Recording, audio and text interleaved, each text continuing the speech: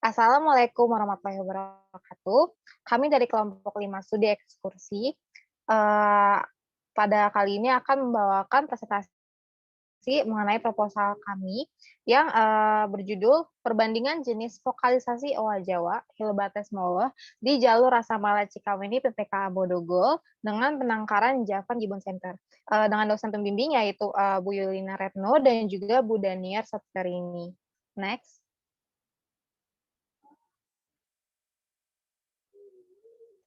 Adapun kelompok kami beranggotakan Dimas Bayu Nur Ramadan, Novi Aryani, Gabriel Octaviani atau saya sendiri, lalu Nurul Andini Pertmana dan juga Ranita Fauziah. Next.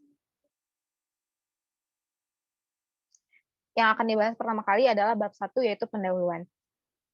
Latar belakang masalah. Jadi penelitian ini dilatar belakangi oleh adanya deforestasi hutan hijau yang berimbas pada reduksi populasi owa Jawa, dan spesies owa Jawa ini dinyatakan masuk ke dalam daftar merah IUCN dengan kategori terancam. Nah, dengan adanya reduksi populasi ini, upaya krusial yang diperlukan dalam menjaga kelestarian owa Jawa adalah konservasi yang dapat dilakukan secara ex situ maupun in situ. Nah, dari konservasi in situ sendiri itu adalah Taman Nasional Gunung Rango ini terdapat 2 zona yang merupakan salah satu konservasi dari owa Jawa, yaitu pertama adalah PPK Bodogol yang isinya adalah owa Jawa yang berstatus liar. Lalu kedua adalah JGC atau Javan Gibbon Center yang diisi oleh owa Jawa yang bersumber dari peliharaan masyarakat ataupun sitaan dari perdagangan ilegal. Next.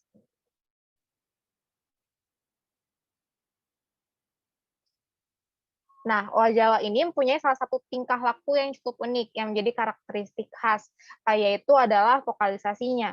Dalam beberapa studi, yaitu oleh Aryo et al. Tahun 2019 dan China tahun 2007, dikatakan bahwa ada perbedaan antara durasi dan juga spesifikasi vokalisasi antara owa Jawa yang ada pada pusat rehabilitasi dengan owa Jawa yang ada di hutan liar.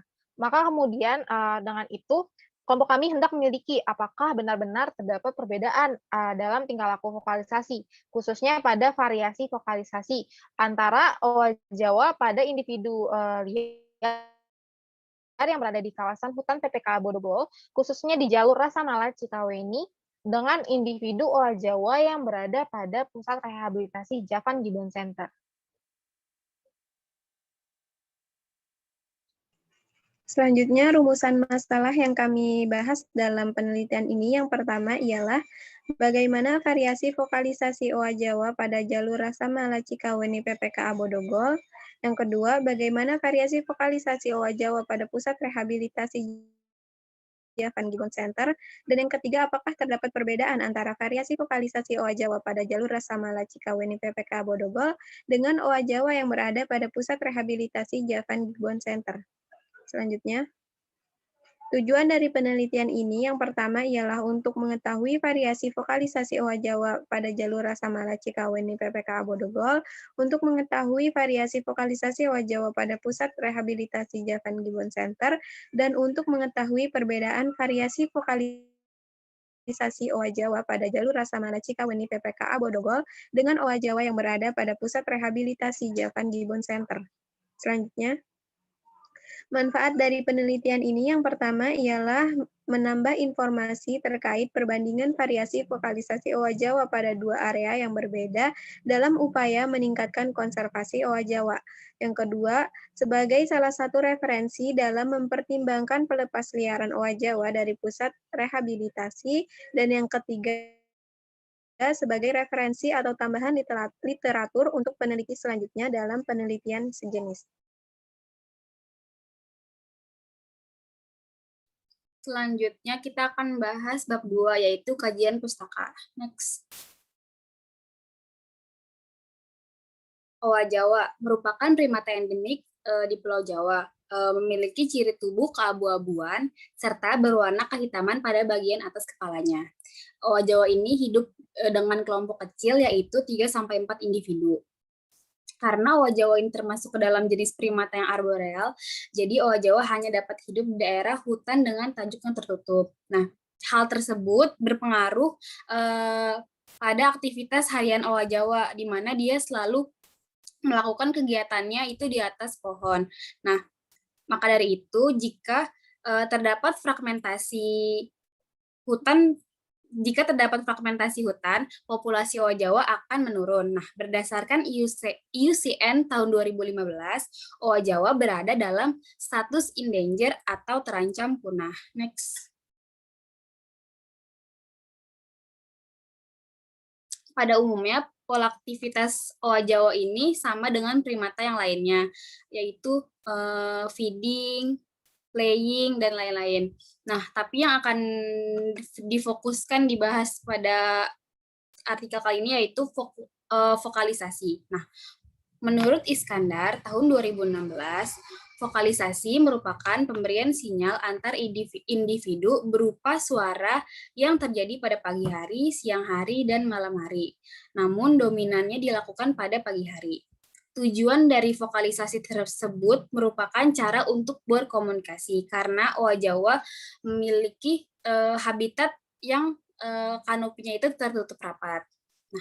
Terdapat beberapa suara yang umumnya dapat diidentifikasi, yaitu suara untuk menandai teritorial biasanya dilakukan oleh owa Jawa betina, suara jantan dewasa ketika bertemu dengan kelompok lain, suara antar individu ketika terjadi konflik, suara anggota kelompok ketika menghadapi bahaya. Next.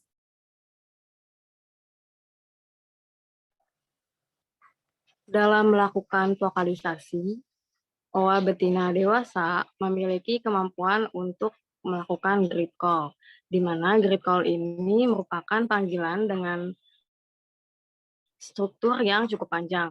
Nah, waktu untuk melakukan grid call sekitar 8,99 sampai 13,53 detik. Adapun tipe vokalisasi berdasarkan fungsinya yaitu ada alarm call dan morning call. Alarm call merupakan panggilan tanda bahaya yang terjadi ketika kelompok owa Jawa berada dalam keadaan bahaya atau terancam. Misalnya adanya predator seperti macan, harimau, ataupun manusia.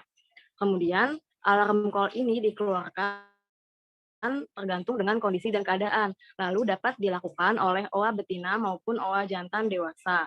Yang kedua ada morning call. Morning call hanya dikeluarkan pada pagi hari yang berfungsi untuk menandai dan memberitahu wilayah teritorial kelompok, di mana morning call ini hanya dapat dilakukan oleh owa betina dewasa berupa suara lengkingan nyaring yang berdurasi sekitar 10-30 menit. Dan morning call ini dapat didengar hingga radius 500 sampai 1.500 meter.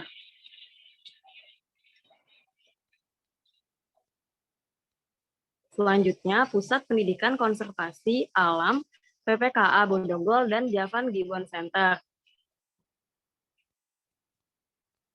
Pusat Pendidikan Konservasi Alam PPKA Bodogol kan bagian dari Taman Nasional Gunung Gede Pangrango atau TNGGP, di mana PPKA Bodogol ini telah berdiri sejak tahun 1998 dengan luas sekitar 2.600 hektar. PPKA Bodogol menjadi tempat perlindungan bagi berbagai satwa termasuk fauna endemik Pulau Jawa yang berstatus endanger seperti owa Jawa. Kemudian, setiap bulannya memiliki rata-rata curah hujan sekitar 312,2 mm dengan suhu minimum rata-rata 18 derajat Celcius serta suhu maksimum rata-rata 32 derajat Celcius. Selanjutnya ada Javan Gibbon Center. Javan Gibbon Center merupakan tempat konservasi ex situ owa Jawa yang termasuk ke dalam PPKA Bodogol sejak tahun 2002. Menurut Peraturan Pemerintah Nomor 3 Menteri Kehutanan 2007, Javan Gibbon Center ini ditunjuk sebagai lokasi rehabilitasi owa Jawa dalam dalam program pelestarian yang dikelola oleh TNGGP. Adapun proses rehabilitasinya dibagi menjadi 3, yaitu ada pemeriksaan kondisi kesehatan dan fisik, kemudian pemulihan, dan yang terakhir ada pemasangan atau perjodohan dengan owa Jawa lainnya.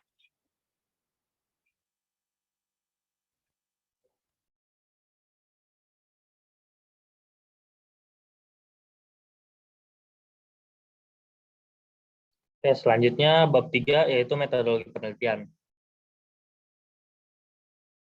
Nah, dalam metode penelitian ini, tempat penelitiannya itu penelitiannya dilakukan di 2 tempat yang berbeda, yaitu kawasan Pusat Pendidikan Konservasi Primata Bodogol dan juga Pusat Rehabilitasi Owa Jawa JGC. Kedua tempat ini berada di kawasan Taman Nasional Gunung Gede Pangrango. Nah, selanjutnya waktu penelitian. Nah, penelitian data dilakukan pada tanggal 16 sampai 18 Juni 2021 dengan rentang pengambilan data atau pengamatannya itu antara jam 6.30 sampai pukul 14.30 waktu Indonesia Barat. Nah, selanjutnya metode yang digunakan pada penelitian ini adalah metode deskriptif dengan focal continuous sampling sebagai teknik pengambilan datanya untuk di pusat rehabilitasi dan juga telusur jalur yang dikombinasikan dengan focal continuous sampling pada jalur PPK Bodogol. Nah, penelitian ini juga membutuhkan beberapa alat dan bahan, diantaranya ada kamera DSLR yang digunakan untuk menangkap foto objek yang ada, di mana di sini adalah Owa Jawa. Kemudian ada GPS yang berguna untuk menandai atau menitiki koordinat-koordinat di mana data vokalisasi itu didapatkan. Selanjutnya ada mikrofon rode yang digunakan agar suara vokalisasi terdengar jernih dan tidak terganggu oleh suara-suara lain. Selanjutnya ada perekam suara yang digunakan untuk merekam suara agar suara yang terekam outputnya maksimal. Selanjutnya ada alat tulis dan juga tabulasi data. Kemudian ada laptop yang digunakan untuk pengolahan data yang di dalamnya terdapat dua aplikasi. Yang pertama itu ada software Raven Pro dan juga ada Audition. Kedua aplikasi ini digunakan untuk mengolah data vokalisasi nanti. Nah, penelitian ini juga dilengkapi oleh prosedur pengambilan data vokalisasi sebagai berikut. Yang pertama, setiap pagi dilakukan pemeriksaan dan juga persiapan terhadap kondisi pengamat dan juga alat dan bahan yang ada. Alat dan bahan yang digunakan pada saat penelitian nanti, agar pada saat penelitian meminimalisir adanya miss atau kegagalan.